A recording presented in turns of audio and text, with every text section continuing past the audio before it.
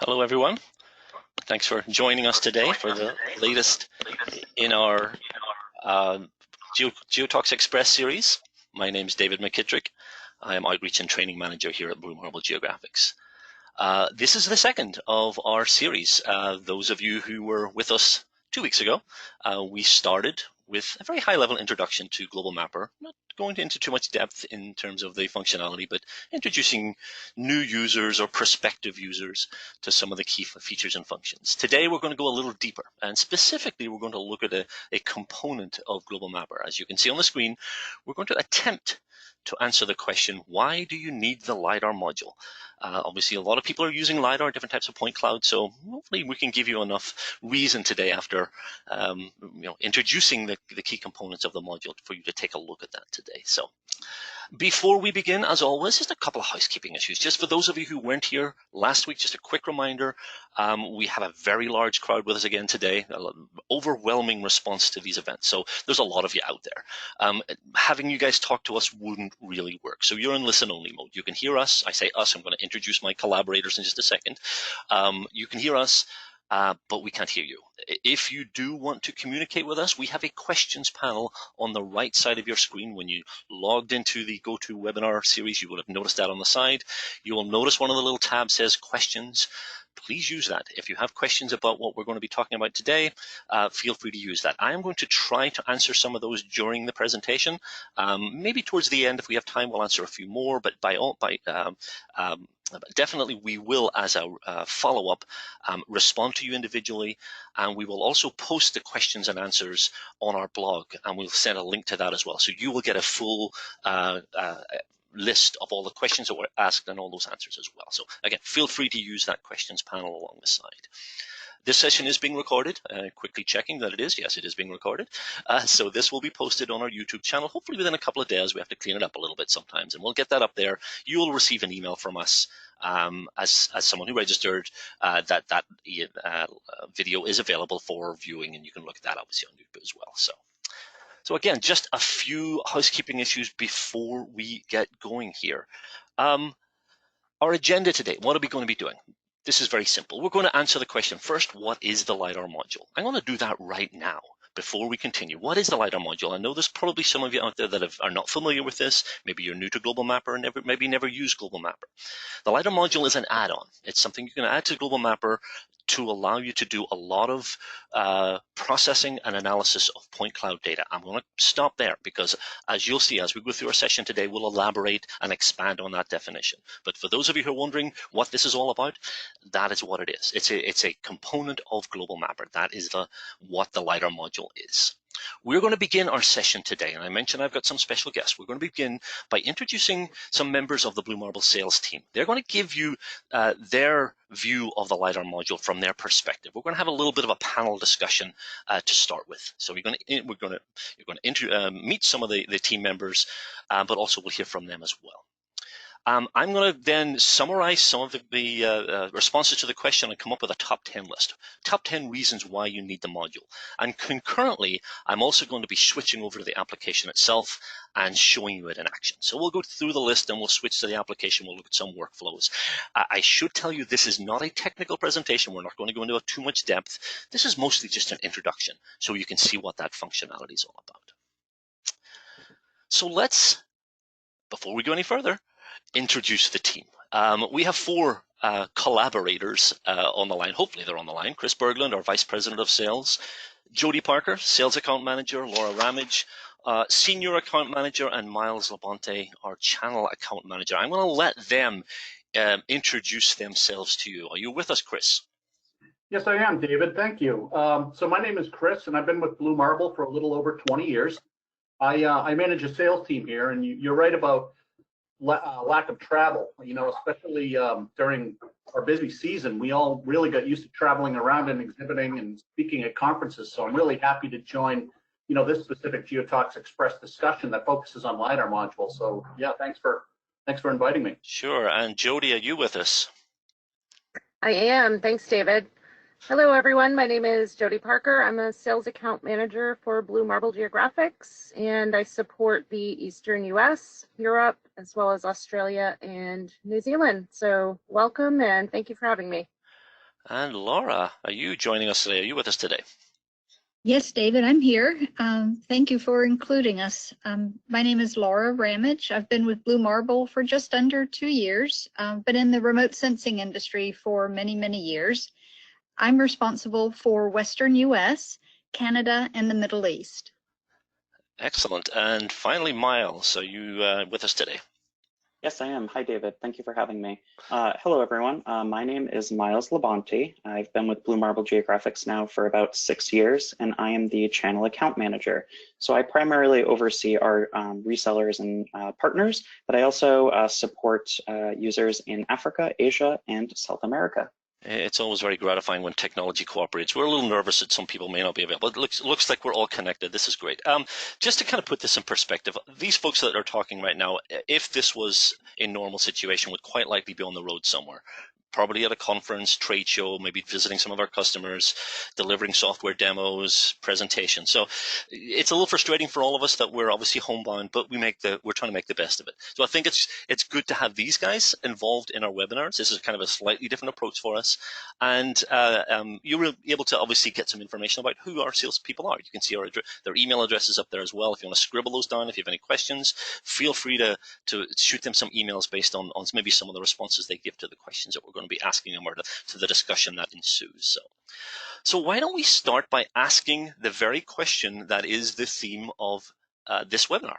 Why do you need the LiDAR module? This is a question I know I personally am asked quite frequently. Somebody will come up to me at a trade show and say, well, why do I need it? So I'm going to throw this question out to the floor and see what responses we get from the sales team. Chris, do you want to begin? Well, why do you need the LiDAR module? Well, it's a great question, David. You know, I mean, we came out with the LiDAR module about 5 or 6 years ago, and we separated it from Global Mapper because not a lot of our users were really fluent in 3D point clouds or using LiDAR data, and that's really changed now.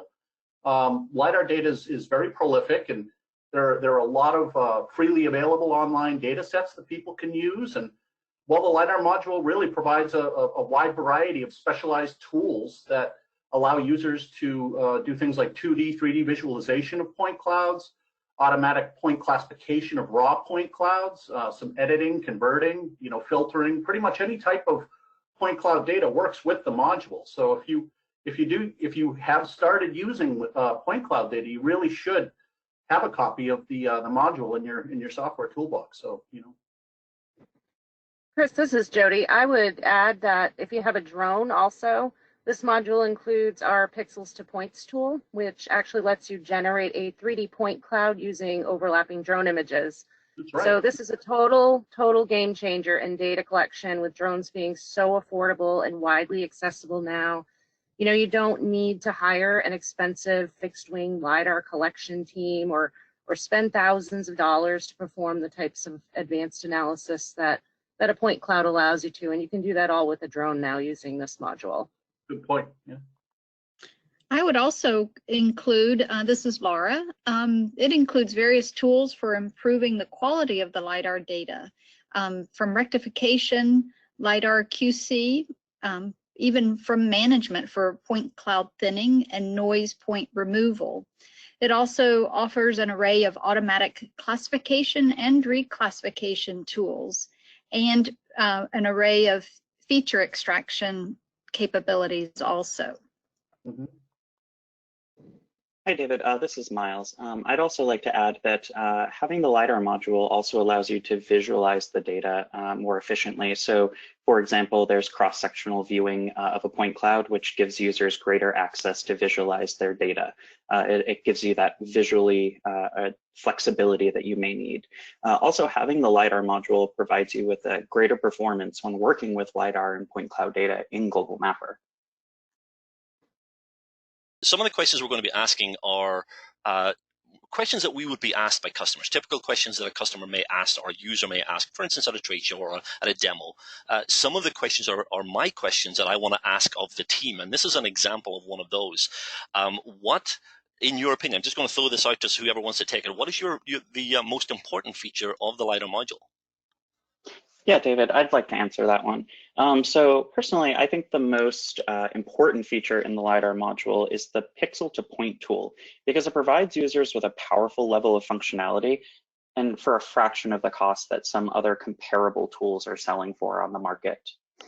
Okay, so yeah, I think that's the general consensus. That's what we are hearing from folks who are adopting it. That the pixels to point tool, our photogrammetric tool for generating our 3D data, is a very, very powerful component. And we'll be taking a look at that one a little bit later. I'm going to throw this one to Chris. Chris, what do you see as far as the interest in the LiDAR module? You're seeing an upswing? People starting to take this a little more seriously now? Oh my gosh, yes, absolutely. I mean, more and more industries that you wouldn't think about are really starting to use drones in their day-to-day stuff. So, well, David, you remember the commercial UAV show we went to last fall? I do remember that, yes. Yeah. Well, we were talking to a whole bunch of people there, and the thing that really amazed me the most was how many movie production companies are starting to use UAVs, to get those scenery shots they couldn't get before without, paying huge insurance premiums for cameramen on, multiple layers of scaffolding and stuff. So many of the drone pilots I spoke with directly from this industry, they were using the pixels to points workflow in Lidar module. What they were doing, they would create these photogrammetric point clouds from these wide collection of 2D photos that they would take by the drone, and then they'd grid the point clouds into 3D terrain models, and then use some of the 3D fly-throughs to mimic navigating around that terrain, and then they actually use that in their production. So, we're seeing a definite increase. A lot more people taking this. I mean, people who would have been using Global Map are now looking at the LiDAR module as well. So I want to continue here. I'm going to move along with our next question. This is one that we would get quite frequently at a trade show, and it's a kind of reflection of the naming of the module. We call it the LiDAR module, but we often are asked if it will support any other type of point cloud data, and we want to throw an answer to that one. I'll jump in there, David. I mean, you're absolutely right. When we first came out with the module, we named it LiDAR module because that was really the only known 3D point cloud. But since then, we realized people like hydrographic surveyors, they'll use bathymetric point clouds. Other engineering companies they'll use terrestrial point clouds that are maybe generated by a vehicle-mounted laser scanner or something like that. So it's not just LiDAR, it's really any 3D point cloud can be used in the module. So yeah. And we like to keep the word LiDAR. Obviously, that's an important one. But yeah, the bottom line is it will work with any 3D point data, even ASCII, even text data. We've used some text files that come in as an XYZ file, but ultimately you can turn it into LiDAR. So yeah. Okay, excellent. Let's keep going here. What's the next one? This is an interesting one. What are some of the primary markets in which we're seeing the LiDAR module being used? Who wants to have a go at that one? So I'll chime in on that. This is Jody. Along with what Chris was saying about movie production companies, we are definitely seeing LiDAR data, drone data, all these sorts of 3D data sources being used in a wide variety of industries now, and we learn about new ones practically every single day. So military organizations are using it, engineering companies use it for site planning, foresters, they use it for forest growth monitoring and tree counts and things like that. Utility companies, they use it for encroachment management of corridors or power lines. Mining companies doing surface modeling, volume calculations. Academics, it's actually being used to teach students about LiDAR in a classroom setting, which is great. Real estate, insurance, home inspectors, they're all incorporating drones now. And municipalities, of course, they use it for tax parcel data, flood mitigation, watershed analysis. So it's really a vast array of industries, and even some of those smaller industries that you may not suspect are starting to pick up this technology. Yeah, and we're finding that some of the markets, we're learning from our customers what those markets are on a continual basis. Thanks, Jody. I'm going to keep you on the spot, though. You're on the podium here. This is your specialty. Sure. What about licensing? What license options are available when if you want to activate the LiDAR module? Sure. So the LiDAR module, as we mentioned earlier, is embedded in the Global Mapper application, but it is purchased as an add-on. So even though it's built in, it does require an additional license purchase to activate it. With that being said, we offer 4 different perpetual license types based on your needs. The first would be a single machine node lock license, which is for use on one machine only. The next would be a single machine floating license, which is still node locked, but slightly different in that it allows you to transfer the license between machines as often as you like. And actually, in the coming weeks, we're going to be adding RDP functionality to the single machine floating license, which we're really excited about. So this means you'll now be able to access your Office desktop, for instance, by way of RDP, which was previously only possible using a network license. So we'll have more to come on that. We expect that to be made available in May. You'll likely see some announcements about that soon, but meanwhile, if anyone has questions about that, just reach out to us. We're happy to answer those for you. The third option would be a USB dongle. These are just a small hardware key. They plug into the USB port of any machine, and these are great if you need access to Global Mapper on multiple machines, but maybe you don't necessarily need a full-scale network license setup or RDP access. And then the last one that we offer is a network license, and it's installed on a server. These are consecutive seats, so if you purchase a 5-seat network license, for instance, up to 5 people can access the application at once.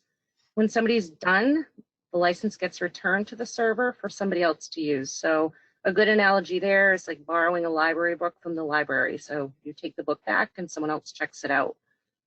These can also be borrowed from the server for up to 90 days if you need to use them offline or out in the field, and they're compatible with RDP as well. So there's something for everyone, and if you're not sure which one you need, we're happy to have that conversation and offer you some advice on that. And you see Jody's email for that for that purpose. I'm going to go back to something you said, that single user floating license was something we responded to based on demand. We know folks are working in the office part-time, in the field part-time. That model simplifies the exchange or the transfer of the license from your laptop to your desktop machine. So thanks, Jody. Next question. What's up next? Let me make sure I'm clicking the right buttons here. Oh, this is one I got personally. I got this one actually at one of my training classes. Well, does the module have to be activated during the initial installation of Global Mapper, or can a Global Mapper user add the module later? Who wants to have a go at that one? Hi, David. I'll take that one. This is Laura. The Lidar module is an add-on to Global Mapper, and it can be added to any license type and at any time. It does require a current maintenance and support agreement, and both Global Mapper and the Lidar module have to be the same version.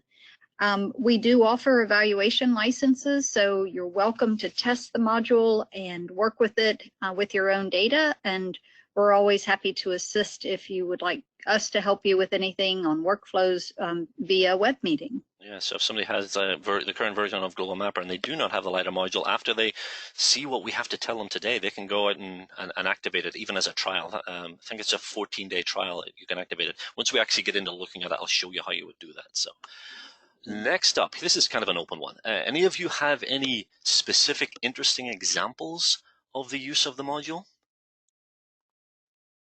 Well, I can think of a few, David. This is Chris. One that jumps right up to the top of mind is our work with law enforcement. So recently, we've been working with some local and state law enforcement agencies here in Maine, and they're basically using drones to collect images of serious traffic accident sites. So what they're doing, again, with pixels to points workflow, they're creating point clouds from the photos and using Global Mapper's 3D fly-through to basically reconstruct and maybe replicate how the vehicles may have crashed and how the accident happened. So that was one. Another one for those that attended the last Blue Marble GeoTalks, we had our most recent scholarship winner, Kelsey Schwinn. She's a PhD student at Texas A&M University.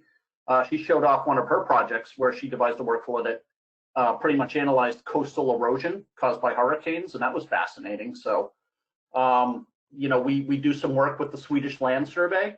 They're extensive users of the Lidar module, and they basically compare elevation differences between a series of 3D point clouds collected over time. So we have specific workflows that I'm sure you're going to talk about later that touch on that. And maybe to close out, many of the bigger U.S. Army contractors are using Global Mapper and Lidar module for the generation of models that are used in a variety of simulation environments that are designed for warfighters. So, we attend a lot of those shows and talk to a lot of those people and get a lot of interesting comments about how to smooth the process and implement new features. So, yeah. But if you do want to see, or anyone that's listening today wants to see how other people are using Lidar module, we're starting a really good collection of cases, use cases that are that are coming through our previously recorded GeoTalks sessions. So there is going to be a link provided. I think we had it up before we started, but it's basically www.bluemarblegeo.com, our website, /GeoTalksXP. So and you can get, even if you weren't able to attend, sorry Chris, if you weren't even able to attend the full GeoTalks back in March 18th, I think it was, you can request access to those videos. One more I'm going to add to your list here, Chris, which I hear about a lot, which I find personally fascinating, is archaeological use cases where the module is being used for some of the work that's being done in Central America, for instance, to uncover some of those lost Mayan ruins. So again, we have a couple of presentations on that specifically as part of GeoTalks. So we could chat about this all day, Chris, but I know we shouldn't. I know, we gotta get going, huh? Yeah, and I think these folks actually want to see the module in action. So we'll get to that in just a second. One more question. I think we've got one final question. This is kind of the conclusion. What do you think makes this unique? Why would somebody who's sitting today want to be taking a look at the module as opposed to maybe some other applications that are out there? What makes it unique? I'm going to throw that one up in the air, see who takes it. Yeah, hi David, this is Miles. I'd like to answer that one.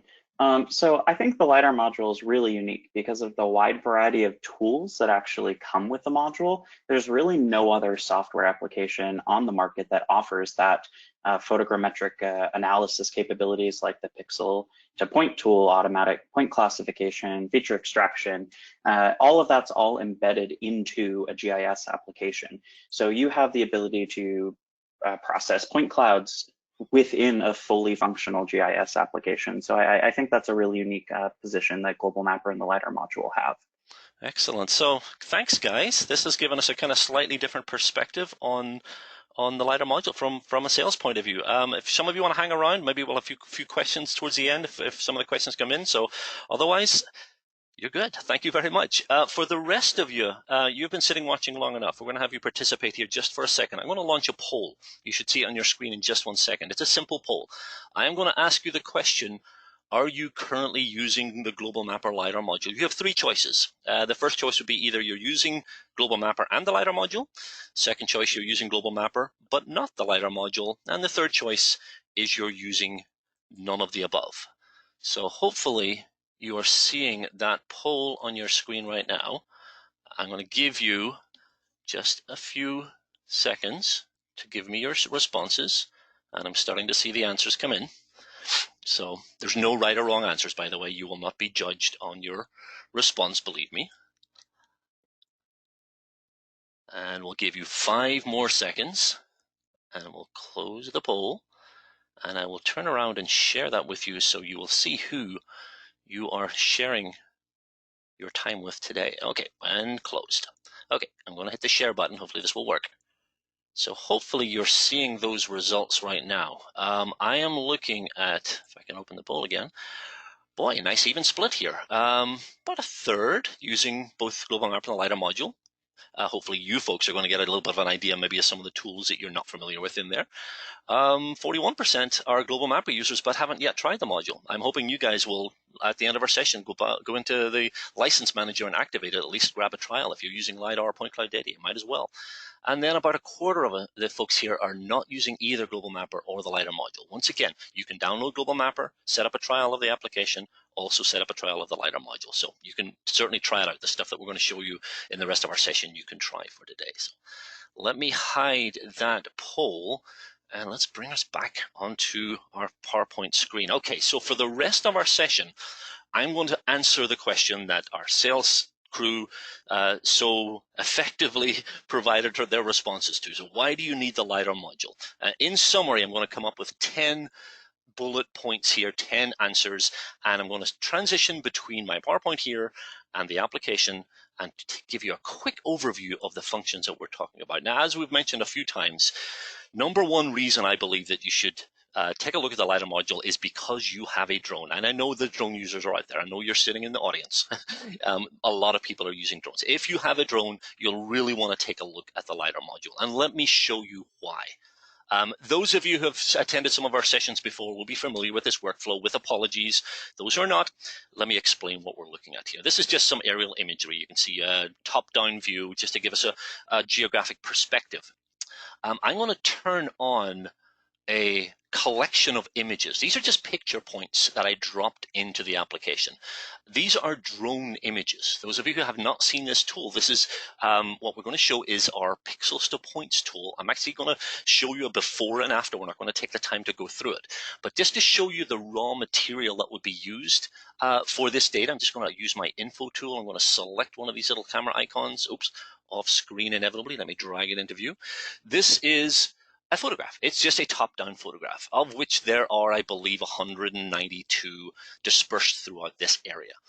The Pixels to Points tool is an image analysis tool that, based on the overlap between these images, will create a three-dimensional representation of this target area. And it does so in a number of different formats, as you will see in just a second. Let me quickly point to where in my toolbar that component resides. Right here where my cursor is located, you'll see a little button, and if you hover, it even says Pixels to Points tool. This is the tool into which I'm going to load those images. I'm not actually, as I said, going to go through the process, but I'll just show you. I'll go through the motions here. So we're going to add our loaded picture points. You'll see a little preview. We could add ground control. We can apply certain settings, and we can determine what output files that we want from this process, including a point cloud, an ortho image, and or a mesh. And I'm going to show you all of those in just a second. So obviously there's a little bit more technical information. I should say in one of our future GeoTalks Express programs, we're going to go into this tool in much more depth and show you the workflow and show you the settings and show you everything else. So if you're impatient about seeing the details, you're going to have to wait a little bit longer, but we will show you this in more depth. It's a very, very powerful tool. For today, I'm going to show you the end result. Let me turn off the images, and I'll actually turn off the base image as well. And I will expand this little list of output files. Let me start with the ortho image. This is a top-down, two-dimensional representation of our target area as it was captured by those overlapping images. Now, this is not a stitched together view. That's what a lot of people assumed, that you just kind of mosaic them and kind of stitch them together. No, this is actually generated by analyzing the point cloud. And we're a little bit out of context. We haven't seen the point cloud yet, but this is a gridded raster version of what we generate for the 3D point cloud. But it's 2D. It's a top-down 2D view. It's an ortho image. It's an image where every pixel theoretically is correct in 2D geographic space. That's one output file that we get from this process. Another one, as I mentioned, is the point cloud. It looks exactly the same, as it should, because that ortho image was generated from this point cloud. But if we zoom in, we'll start to see these are individual points now. This is what was generated based on that analysis process.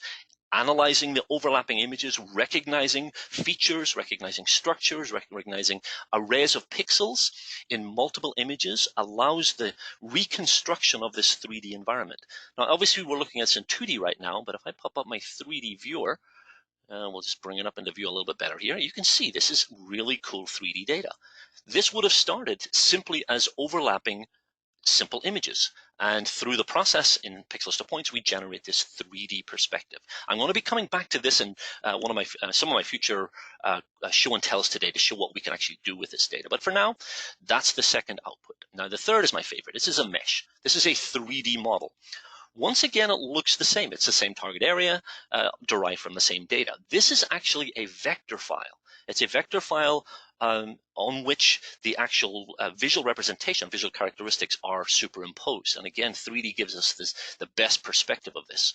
This is a model. This is now a 3D model, a solid surface 3D model generated from the points again. It's a vector file generated from those points. This is a mesh or a 3D model output option from the Pixels to Points tool. So that is reason number one why you might want to consider taking a look at the Lidar module to do what I just did. Again, the raw material, quite simply, are drone images with sufficient overlap. So number one. Number two, because you need those advanced point cloud filtering tools, let me bring up a different workspace here. I have a couple of versions of Global Mapper loaded. Let's talk about some of our filtering options. So here we have a standard LiDAR file. This is not photogrammetrically generated. This may be something you downloaded from a website or maybe collected yourself. We've got filtering options. And obviously, before you embark on any process with any point cloud data, you want to take a look at what points you need to work with. Is it a DTM you're generating? You might want to get rid of your buildings and trees. If you're doing extraction, you don't need your ground points, etc. So those filtering options are available. Now we have a filter tool right here in the toolbar, conveniently located right at the end, and allows us to filter based on the classifications. We've got them all turned on right now. Also, we can filter by return type. With those multiple returns per pulse, we can determine which ones we want to isolate. So it's two very basic filtering options here. What additional filtering options the Lidar module brings are based on the selection of the points that you want. Now, to visualize this, I'm actually going to select the layer and use my select all tool. I'm going to begin by selecting all of my points. If I right-click and go to Advanced Selection Options, I have an option here to filter LiDAR not just by class and return type, but by any of the variables you'll see here. We can filter by, obviously, elevation. We can filter by above ground elevation, filter by classification, once again, return type, scan angle, intensity. All of these variables that are associated with our LiDAR points can now be the basis for our filtering process. And obviously, multiple variables can be applied here.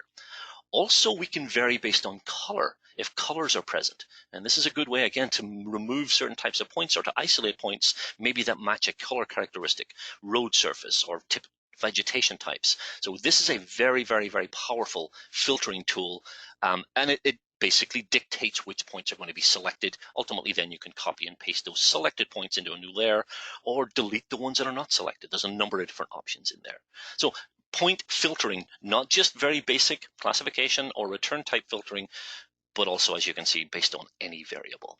I'm not going to demonstrate it, but we could also run a query. I'm not going to open the dialog box, but we could search, because these are vector points, and build a query based on those variables, again, as part of the process of filtering data. So bullet number 2, why you want to take a look at the Lidar module is because you have a need for some advanced point filtering tools.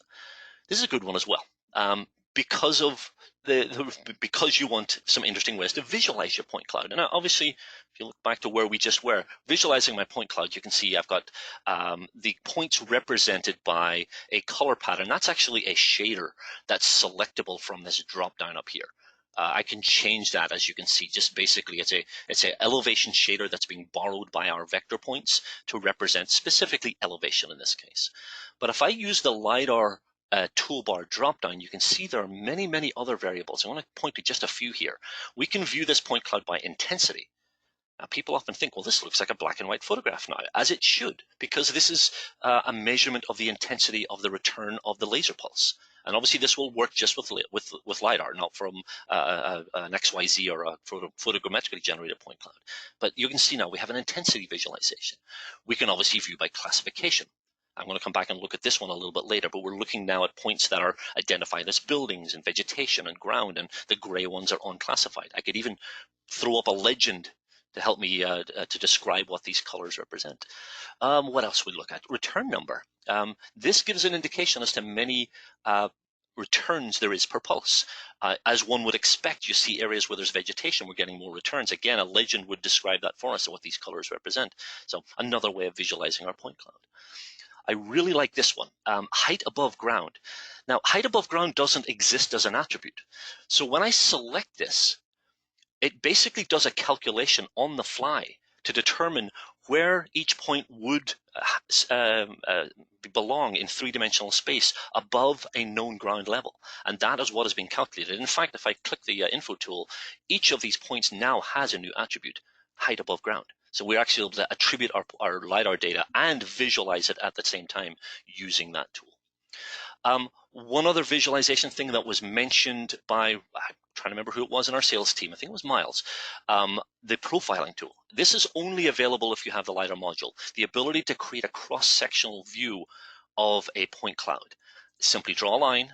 You can also define the swath width, by the way. This is an important consideration when dealing with point cloud data. We're not dealing with a solid surface, so we need to define what that swath is. I'm just going to quickly change this from 1 meter. I'm going to go up to about 10 meters here. That's the width, and you'll see that represented in this line. I'm just going to draw a line through this building here, and you'll see that 10-meter wide swath. That's what I'm seeing here. So we have this cross-sectional view now of our LiDAR data, not just a single line, but obviously, as I said, we're looking through a 10 meter wide swath of points. This dialog box, by the way, gives us a lot of other options, which don't have a chance to go into in detail, but things like editing, we can select points and edit them. We can create perpendicular profile views like this for perhaps digitizing features, for tracing features in sequential profile views. A lot of different functions are available in this visualization. So I get just a few options as far as point cloud visualization is concerned within that will be available in the LiDAR module. How are we doing here? We're up to 3. Okay, what's number 4? I'm surprising myself here. Because you need to improve the quality of the LiDAR data. This is an obvious one, and I think Jody mentioned this as one of the highlights or one of the reasons you might want to take a look at this.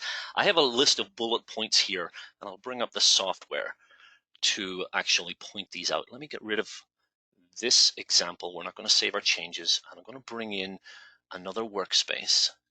Bear with me for 1 second, because we're actually going to do a quick demonstration of one of these tools. But before we do, there's a lot of tools in the toolbar here that could be defined as improving the quality of your LiDAR. I want to point to this one first of all.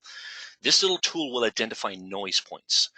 Those points which are obviously way above or way below what your expected threshold will be. And you can define the parameters of what constitutes a noise point or noise points, either reclassify them or immediately delete them. That will improve the quality of your data as well. While we're in this little array of buttons, these are the automatic classification tools. I'll be using this one a little bit later. Identification of ground points. Obviously, having no classifications, not very useful. You're going to improve the quality of that point cloud by identifying those points which are ground, which are buildings or vegetation, which are power poles or power lines. These are tools that are available for assigning those classifications. There's an array of tools for assigning classifications manually. You select some points, you want to make them building points, you just click this button. It will automatically change the classifications. What else can we do? We can offset the vertical, the Z value or the Z value in your point cloud using our QC tool. You go out after the data is collected, you do some ground control collection. You can then essentially create a version of that point cloud in which the local points around a collected ground control point are offset and every other point is interpolated. So this tool improves the quality by improving the vertical accuracy of your point cloud. I want to point out as well the rectification tool that some of you may be familiar with. I'm just going to quickly bring this up. I'm not actually going to demonstrate it, but this rectification tool that's typically used for rectifying an image or rectifying some raster data that likely doesn't have any geographic intelligence. You can use this with LiDAR or any point cloud data as well. And what we've just introduced is the ability to transform this not only from an XY perspective, but also a Z perspective.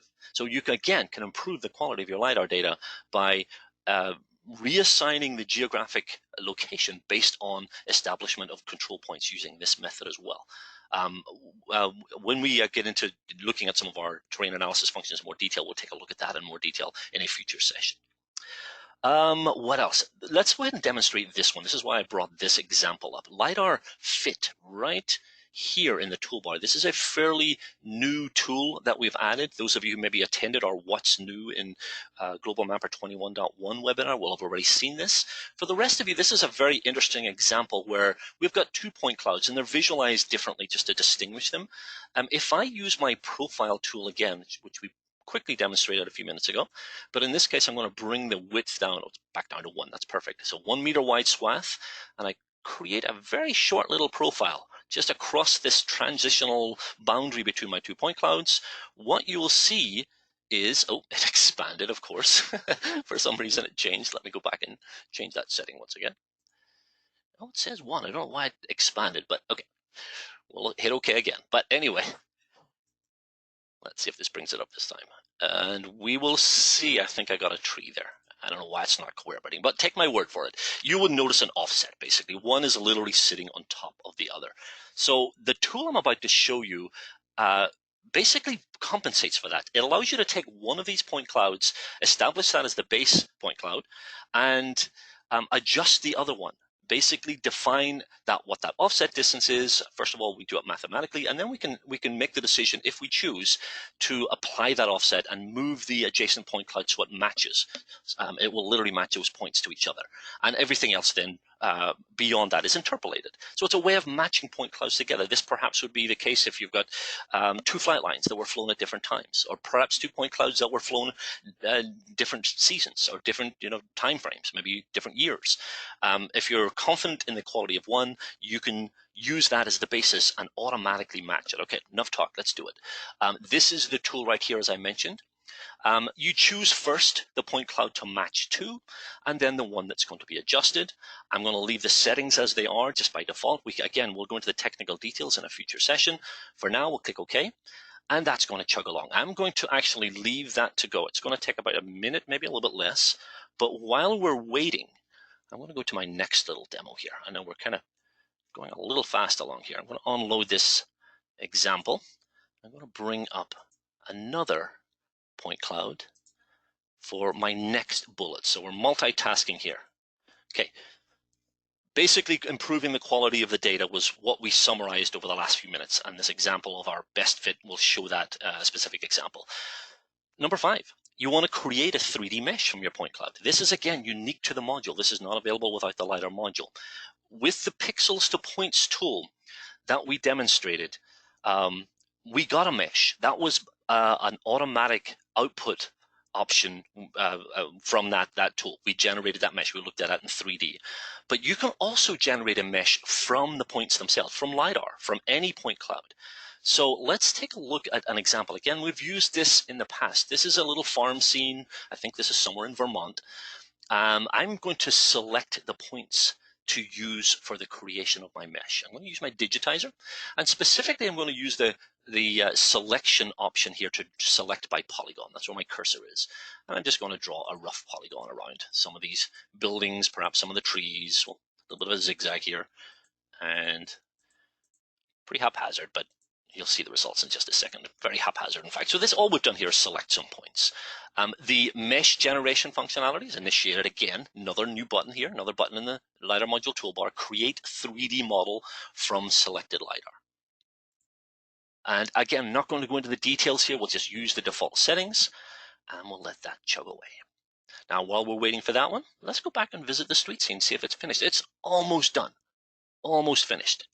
There's a race here between these two processes. We'll stay with this one while this completes, because it's interesting. The first output that you're going to see, or the first result of this process that you're going to see, is actually a summary of the underlying math that's applied. It's literally calculating what that best fit would be, and then it will allow us to apply that to the point cloud. I think if I talk slowly enough, it will catch up with me. So again, finding the nearest neighbor points, as you'll see here, and when it completes, hopefully my profile will cooperate so I can look at the cross-sectional view again. And we'll see that that offset. The offset in this case, if we actually did get to look at that profile, was only about 10 to 15 centimeters. It wasn't a great deal of offset, but and we were able to, in the dialog box, establish what that threshold distance would be. So here we have summary that about just under 40 centimeters of offset between the two. This is on the X, Y, and Z axis, by the way. It's not just a vertical offset. And we're going to transform our point clouds. It's basically shifting all the point clouds from the target point cloud, noting the math. Again, we're not going to go into the technical details right now. Click OK. You notice a little shift on this point cloud to the right, and I'm hoping my profile tool will work this time. We'll find out. And again, it's expanded for some reason. It looks like my setting isn't applied, but take my word for it. As part of this process, it was able to shift that right-hand point cloud so it matches perfectly. It seamlessly integrates. Obviously, it'll work better when you're using it yourself. So again, best fit between 2 point clouds. Let's go back and check to see if our mesh got completed while we were talking there. Okay, we have a new layer, a surface mesh. I'm going to turn off the points themselves. And you'll see this is a little bit of a coarse mesh because it's not ideal data for this, but top down it looks like almost like a raster layer. Popping up my 3D view to give it its best perspective.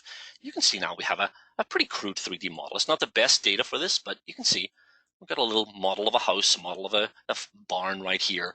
And we have essentially, using our LiDAR points, generated a vector version using the colors embedded in there as well. Okay, I think we're making progress. We're about halfway through my top 10 list here. So again, summarizing, if you've got a drone, absolutely. If you need those filtering tools, Global Mapper, the LiDAR module's got lots of ways to filter your data. Visualization of your data. One thing I didn't show you, I have on my notes here, I'm just glancing down, the ability to color LiDAR. You have an option in the LiDAR module to actually apply color from an underlying raster, maybe an aerial image, to a point cloud. If I have a chance at the end, I might take a look at that one. Improving the quality, very generically, improving your classification, improving the accuracy, positioning, both in the on the X, Y, and Z axes. One of the examples we showed you just then with that best fit.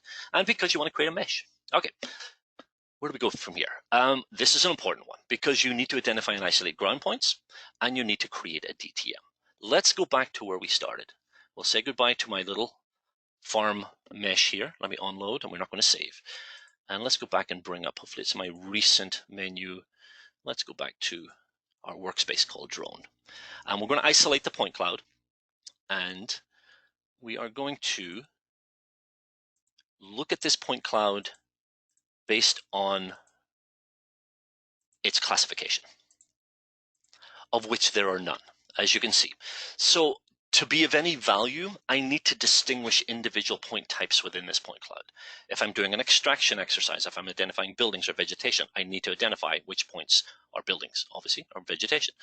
If I'm creating a DTM for terrain analysis, maybe generating some contours or calculating volume, I need to isolate ground points.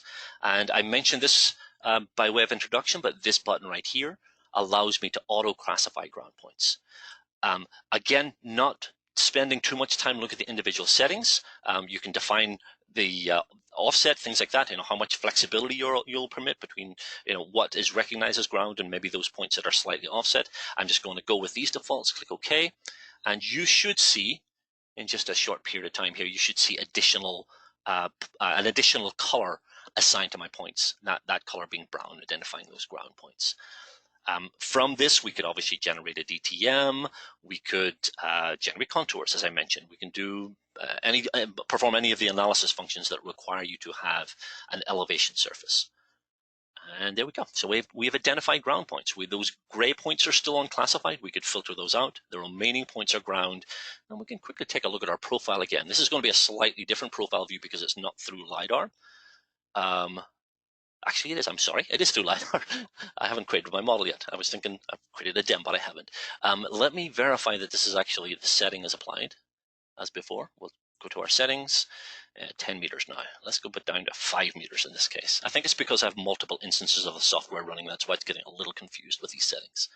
So a 5 meter swath through a section here, and you'll see it's nicely identified ground points. You can see a few little gray patches here. These are probably above ground anomalies, but at the very least we've been able to isolate our ground points. Maybe try another area here.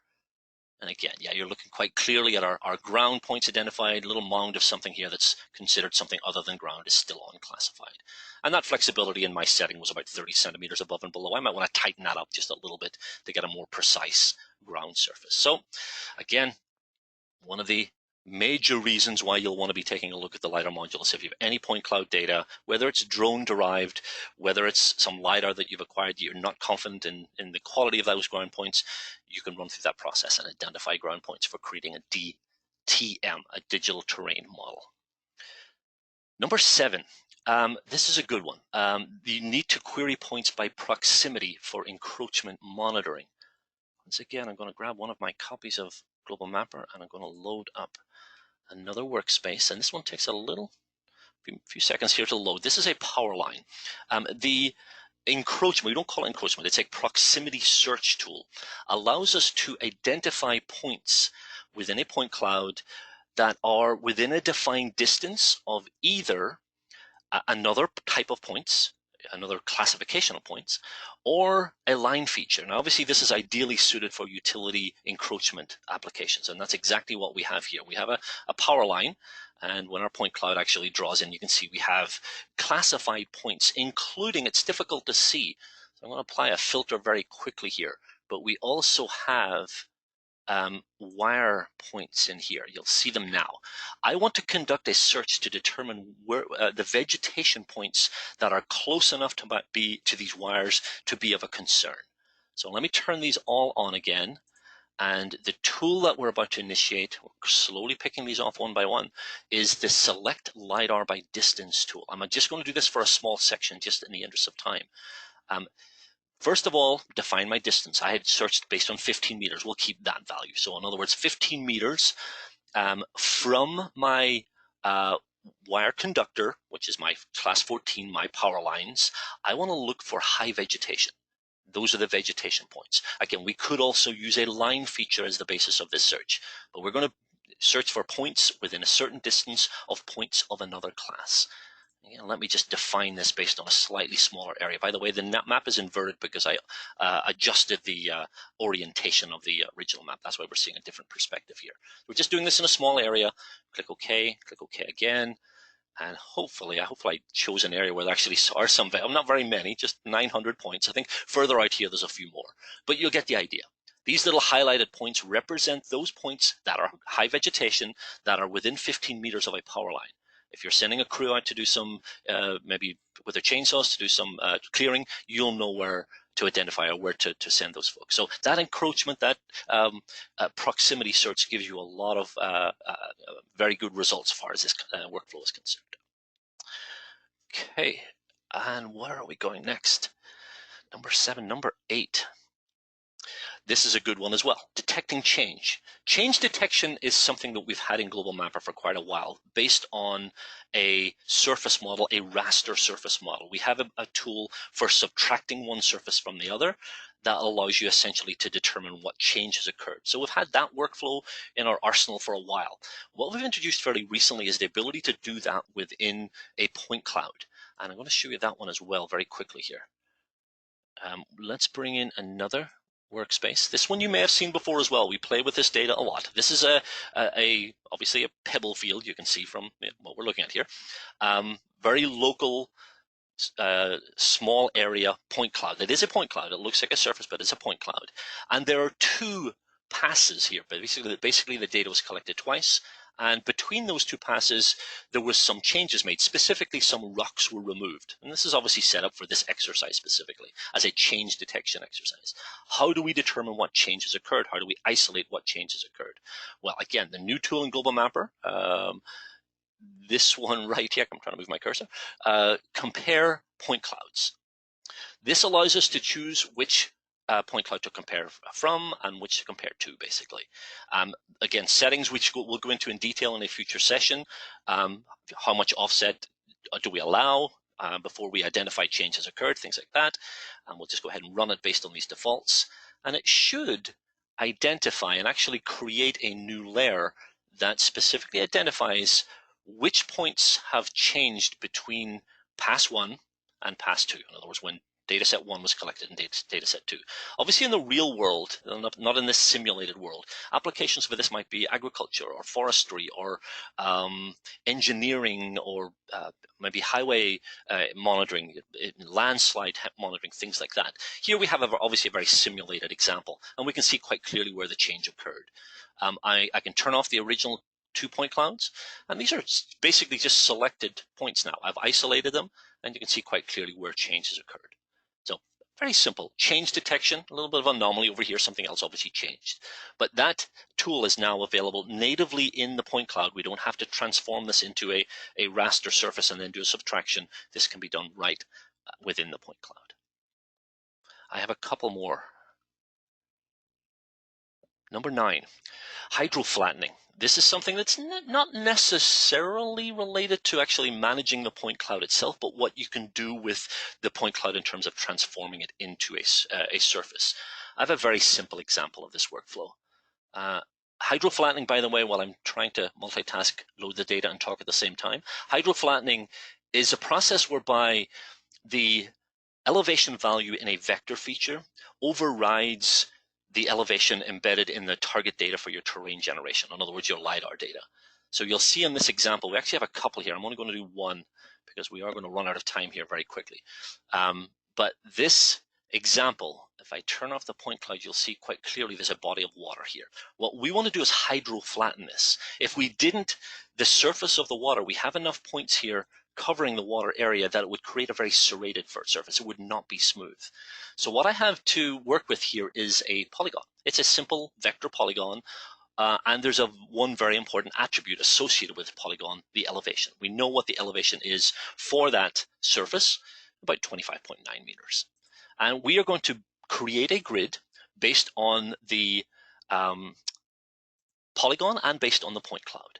So gives me an opportunity to introduce our gridding tool very quickly. Obviously, we're not taking a great deal of time to go into the details, but this is the tool that allows us to create a surface, not just from the LiDAR, but also from the pond layer, being able to select those layers here. The important part here, the difference that you'll see because we have that vector feature is the ability to use that 3D area or line feature as a break line or soft edge. In other words, we're going to flatten the terrain based on the Z values in the polygon, ignoring the point values essentially. Let me filter the points just so we're looking at ground. Just number 2. And again, in the interest of time, I will define the extent based on a local area here. So just around the pond itself. And this should not take long. And when it completes, we have a new grid file. We'll turn off a few layers here so we can see the results. And there we have a hydro-flattened pond feature overriding, as I mentioned, the original points. It is also feathered. I didn't point that out in the dialog box, but there's a feathering process around the edge, so it nicely transitions into the surrounding ground surface. You can also do this based on a line. I do have that data here, but I'm not going to take the time to show you. But if we use this line feature, which represents a stream, the per vertex elevations along this line would be burned into the terrain, essentially creating a nice little valley so that you can guarantee that the stream actually flows downhill.